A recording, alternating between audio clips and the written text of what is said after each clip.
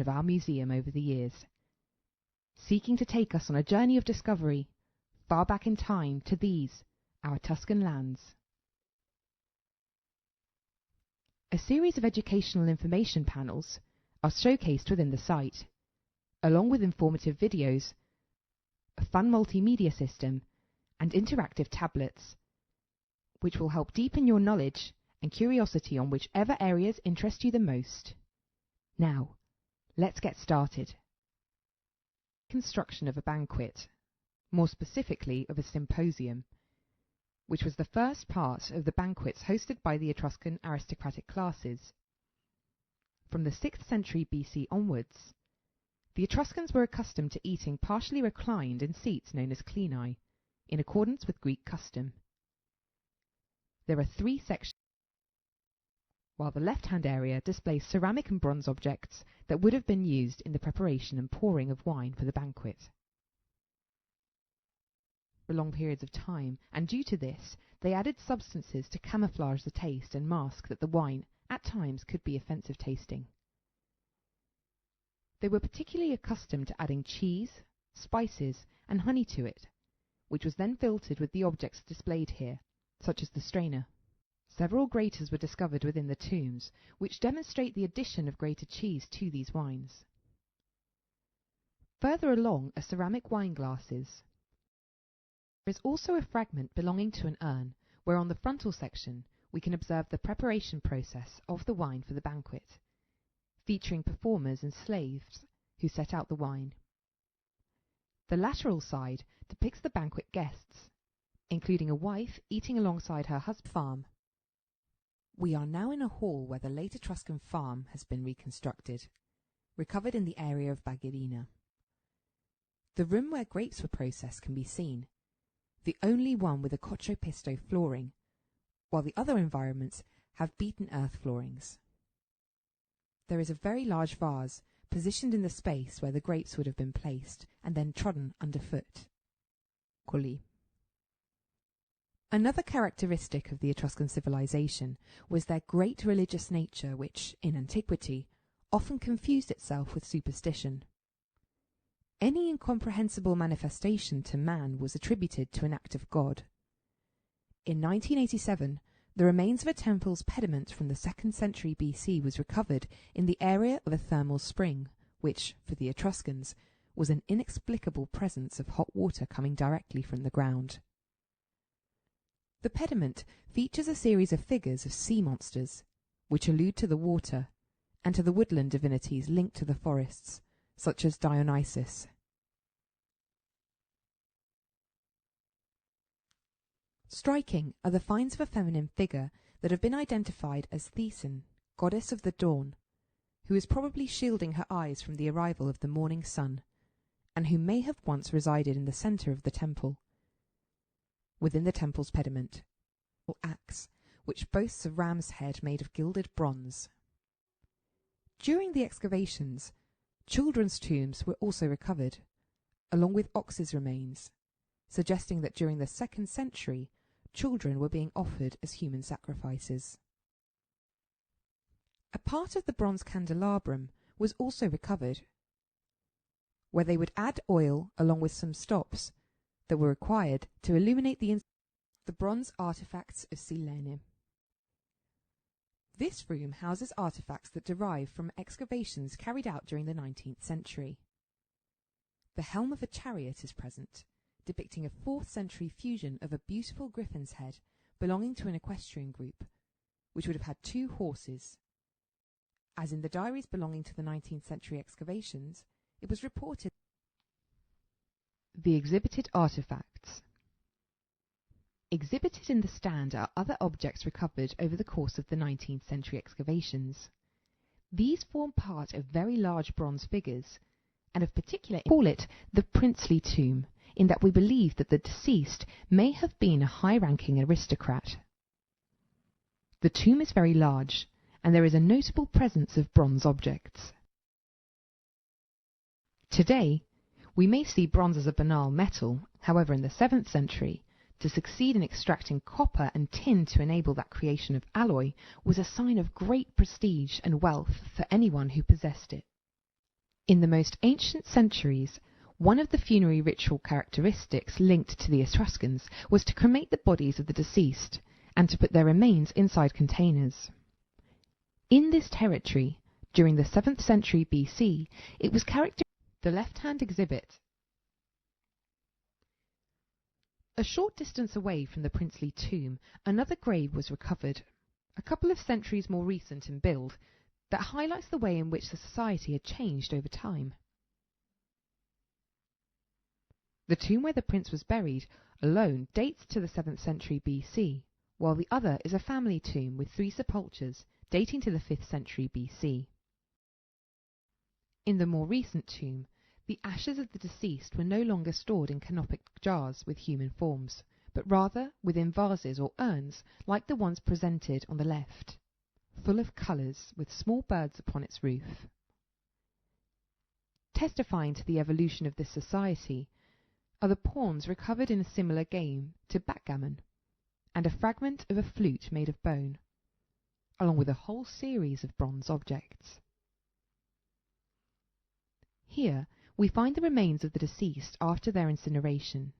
As you can see, it is not only the ashes that were deposited, but also part of the broken bones that did not fully break down, as they were unable to reach the required temperatures to enable them to burn all of the bone fragments down to ashes. Central exhibit. Aside from the splendid bouquet or vases, this exhibit hosts the crater of an Etruscan bell rather than a Greek one. The gallery. Upon entering the gallery excavated in the sand, where wine was once stored during the previous century, it is possible to see the way in which these tombs were originally set up, that were recovered in the necropolis of Tolle, dating back to the 7th century BC.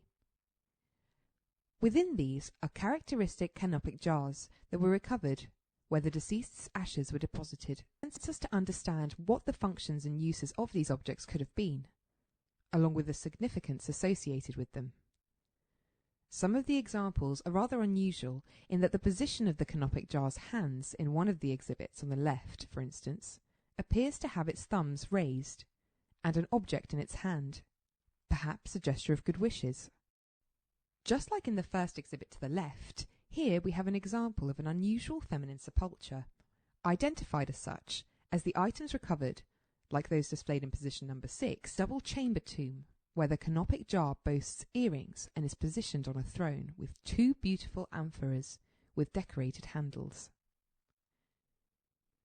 The heads are in the form of an ancient monstrous animal, and a beautiful buckle with some fantastical figures is also present.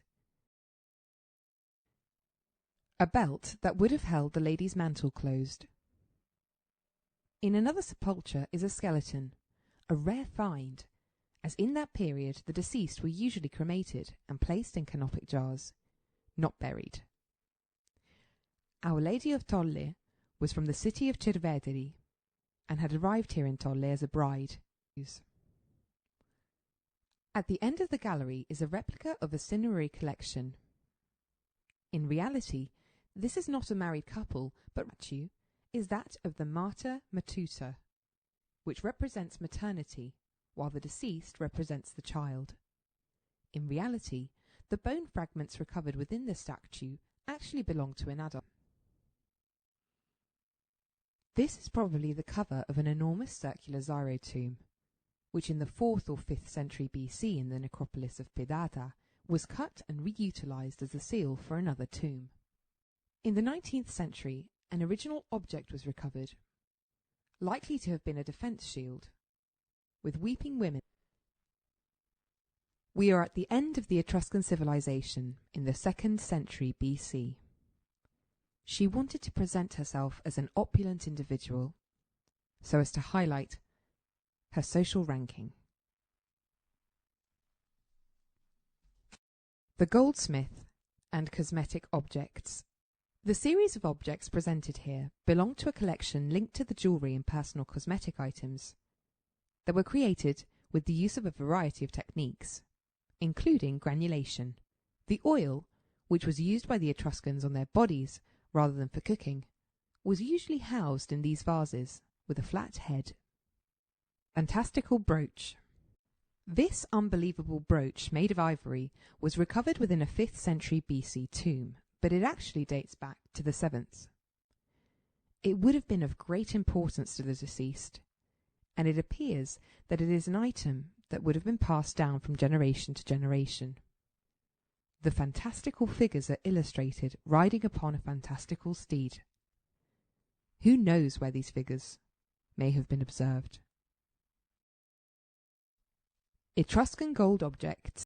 This section displays some Etruscan jewellery, which illustrates their famous granulation technique. This artwork, of Greek derivation, was refined and acquired by the Etruscans. The earrings are particularly beautiful, and a number of the necklaces demonstrate extraordinary craftsmanship. The central corridor. In the corridor that divides the left side from the Hall of Inscriptions, we now find ourselves in the building's actual cellar, which was excavated in the sands about 3 million years ago. The exhibition on the left-hand side has been created to help document the history of the Etruscans, and is documented through their ceramic productions. We are in the initial period, the 9th century BC, the era of the Villanovans that is also known as the pre-Etruscan period. There are also other finds from the Orientalizing periods that date back to the 8th century BC. There are Corinthian vases displayed in front of this section that are very beautiful, all of which were recovered in this area, alongside famous bucchero vases that turned black in appearance. Some of the vases exhibited illustrate the differences in the ancient production methodologies and those of Etruscan imitation. The difference is evident as the Greeks first painted, then fired their completed vases, while the Etruscan. However, the Orientalizing period has left us with a splendid vase depicting the journey that the deceased must take towards the afterlife. There is a subject that is depicted along the vase, edged by all these monsters which, to avoid being devoured by them, disguises himself as a monster and attempts to climb to the tallest part of the vase. On the cover of the vase, some ancestors are depicted as having already reached the summit, likely in the sky. In the centre is an imposing figure of an aquatic bird who is helping with the journey to cross the ocean, which was once considered paradise, and the aquatic bird was the only entity that could be in us. The Etruscan Scriptures are another mystery that have always characterized the Etruscan civilization. Until recently, it was believed that their language was a mystery. However, studies have clarified that the Etruscan language is an alphabet of Greek derivation. The Etruscans wrote in perishable or precious materials that have not made it to modern day, as they have been destroyed over time, fused and reused. The central section displays some of the most important scriptural inscriptions discovered by archaeologists, which have reached the present day.